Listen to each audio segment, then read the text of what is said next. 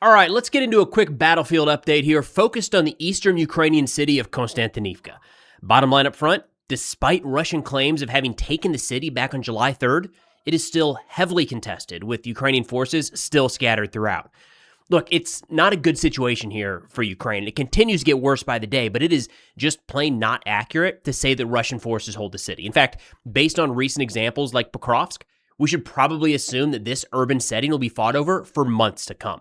So we're going to take a look at a couple different sources today on the Russian and Ukrainian side, starting with the Russian sources here. We're going to pull up two different maps as well. Suryak map, which tends to align more with Russian Ministry of Defense claims. Both of these maps will be in the description below if you want to go back and forth and compare the two. We're zooming in here to Constantinivka, and you can tell from Suryak map, effectively the entire city is under Russian control.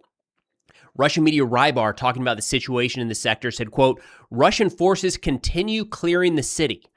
So just to be clear, we're recording this on July 29th. July 3rd, Russia said they had fully liberated all of Konstantinivka. Even today, coming up on 4 weeks later, Russian sources are saying they are continuing the clearance of Konstantinivka. They say, quote, the clearing is gradually nearing completion. However, the city's liberation does not resolve the problem of its flanks. Without eliminating the remaining pockets, further advances towards Alexeyevo-Druskivka will carry the risk of counterattacks and new enemy incursions into the rear. In fact, it looks like they may have already started to try a bit of that. Again, the PR aspect here, flag planting operations, where an individual soldier waves a flag, a drone spots that and reports up the chain of command. Look, we have now taken this territory, is a persistent problem. Not just, the biggest problem with planning operations, no doubt, but in trying to track exactly where the front line is, makes it a little challenging when these flag planting operations are so consistent. I'm going to play some footage here in a second showing what appears to be Russian soldiers moving into this area, or at least the outskirts here, Oleksiyevko-Druskivka. Definitely butchered those names. Let's play that footage here real quick. A couple different Russian sources talking about this today stressed that these images confirm the control of the outskirts of Konstantinivka and the advance towards the neighboring settlement. Again, trying to kind of limit the claims that this means that the Russian lines have moved that far and everything behind it has been cleared. Because again, according to multiple Russian sources, there's concerns that the area is not fully clear right now. And if Russia continues to just advance forward, they're leaving significant pockets of Ukrainian resistance able to operate and cause real havoc in the rear of their formation. Now, let's turn over to the Ukrainian assessment of Konstantinivka, and we'll put a side-by-side up here in the editing so you can see the vast differences. It couldn't be any more different here, night and day. So again, Suryak map here, more Russian-leaning. The entire Konstantinivka city itself is under Russian control. Switching over to deep state map, it's night and day. All right, so this aligns more with Ukrainian statements. This shows that the northern portion is under Ukrainian control. Much of the city is contested, and then the actual Russian control shifts significantly further south and east. Look, we're going to get into some examples of why I feel this way, but this entire area, I think, should be labeled gray to include some of the area that they have listed as Ukrainian control. I don't think it would be accurate to say that Ukraine has full control over northern Konstantinivka right now, but it is certainly not accurate to say that Russia holds the entirety of this city. So again, deep state map here, turning to their assessment, so the analysts at deep state, they say, quote, the enemy continues to put pressure on Konstantinivka, making constant attempts to infiltrate.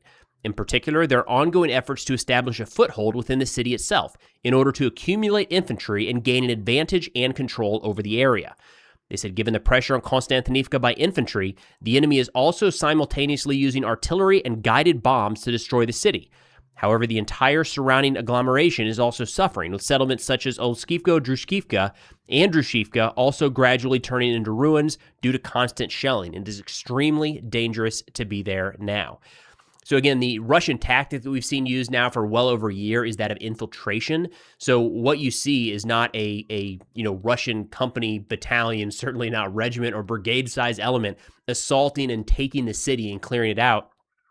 You're talking about small groups of Russian infantry, sometimes as little as one, moving into a basement. In fact, let me put a map up here real quick. This was put together by Clement Moline, and I think he's done an incredible job recently diving into a lot of things, but especially around Konstantinivka.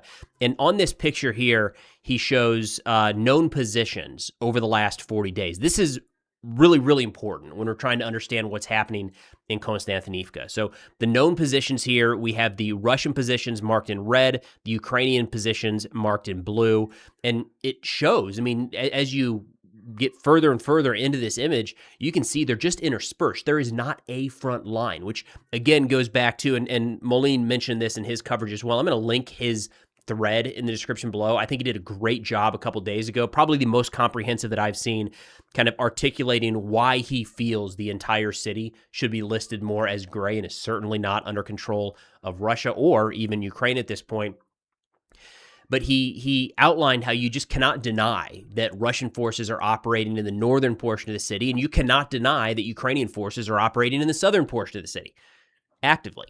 So one of the challenges we're facing with kind of mapping in this war and understanding where the front line sits is, what do you do when it's one soldier that's, mixed up between a number of enemy positions? And that's the situation in Konstantinivka more and more. It's just these infiltration tactics are incredibly hard for Ukraine to stop. They're incredibly costly in terms of Russian manpower, but you end up with a map like this, where they're just kind of scattered throughout. In fact, going to Moline's assessment here, he used a term that I hadn't seen before, 70-90 breakdown, where he said the Ukrainian troops are present in 70% of the city and Russian troops are present in 90% of the city.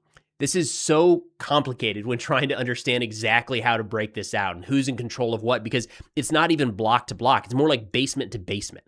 All right. He said, quote, "It's much better to put the whole thing as a gray zone because you cannot ignore that there are Ukrainian soldiers actively fighting in the southern edge of the city, and you cannot ignore that there are Russian infiltrators on the northern edge of the city."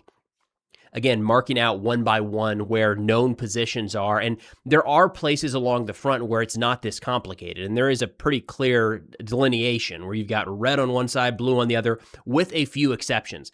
Konstantinivka right now, incredibly messy. So again, the Russian claims back on July 3rd that they have taken the city is disproved even by Russian statements in recent days saying, no, we don't. We're still in the process of clearing. Now, there are a couple things working to Ukraine and Russia's advantage here. Again, the overall picture is relatively gloomy for Ukraine. There's a lot working in Russia's advantage right now. Starting on that side, what Russia has playing in their favor in the eventual capture of Konstantinivka. Again, I don't think it's out of the question that this could take at least a few more months. I mean, it could very easily be into the new year. Right, we might be in 2027 before Konstantinivka is actually fully under Russian control. I mean, that's similar to what we saw down in Pokrovsk a few months ago.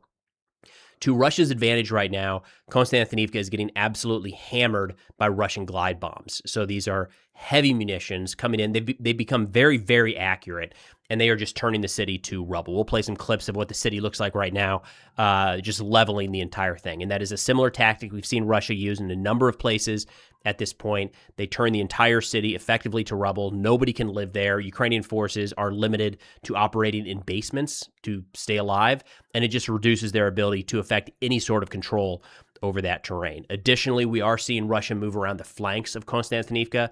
Again, very similar to how we've seen Russia operate in other areas of the front, where they kind of run into a wall head on. So they start moving around the side. And what they do is not necessarily an encirclement of the Ukrainian forces, but they make it near impossible to resupply, to get troops and equipment and ammunition in and wounded out. So there comes a point where the fire control over those entry and exit points becomes so severe that Ukraine has to retrograde and move out of those positions. We're seeing that in Konstantinivka, although to stress, it is not surrounded right now. It's just very challenging to get in and out of the city. Working to Ukraine's advantage is the ongoing logistical lockdown, the medium-range or mid-range strikes that are being carried out all throughout the occupied territory. We have started to hear little rumors at times of how that is affecting frontline operations. That's something to keep in mind here. Of course, we have the Ukrainian drone wall that is making any advance in any sector of the front incredibly costly. Konstantinivka is no different. So there's a reason that Russia is sticking with their infiltration tactics, and we're not seeing large-scale armored assaults here, like we saw in the Dobropilia direction over the course of the last week or so. That's just a quick way to lose a lot of men and a lot of equipment in a very short period of time. So we are seeing mostly infantry assaults around Konstantinivka. That is incredibly costly for Russia. The Ukrainian drone wall does a pretty good job of stopping those in their tracks. But big picture, stepping back on this, I would argue right now that a lot of the advantages are in Russia's favor when looking at Konstantinivka. So that's kind of the one area of the front right now that we're seeing much movement at all. And again, I thought it was worth bringing up because this is one where it's kind of front and center in the propaganda war, if you will, with Russia claiming control a few weeks ago. We knew that was premature when they announced it, but it's the type of thing that could come back to bite Russia. And we've seen that before in Kupiansk, and there's been some concerns on the Russian side that this could be the next Kupiansk, where effectively they claim control over it well before it is actually taken. That reduces the amount of support provided by Russian forces, because why are you going to call in air support? Why are you going to call in airstrikes? Why are you going to call in artillery on positions that you said you took 3 weeks ago? And over time, that kind of unraveled in Ukraine's favor and led to a number of Russian forces being cut off and slowly eliminated. Either way, in terms of offensive operations on the ground, this is very clearly a focus of the Russian military right now. And as they are pouring manpower and equipment into that sector, it's being met by Ukraine. Now, quick update on Fundraiser. Just got word a few hours ago that 2 more vehicles were delivered to 2 new units. This is through an ongoing campaign, year-long campaign with Car for Ukraine. We've got a couple pictures I'll put up on the screen here. We had a van delivered to the Seraphims. That's the new drone unit of the 104th Territorial Defense Brigade. And then we had a pickup truck delivered to the 34th Marines operating out of Kherson. So 2 more vehicles. It's every week, by the way. For those of you participating in this campaign, it's been awesome because Car for Ukraine is churning these things out so fast that it's every single week we're getting updates of more vehicles delivered to frontline units where they're needed most. So we've got a winter campaign, fall-winter campaign coming up in a few months to kind of wrap this one up, but it is going on all year. So for those interested in Able, check out the link in the description below. That's all we got for now. Thanks for watching, and I'll see y'all next time.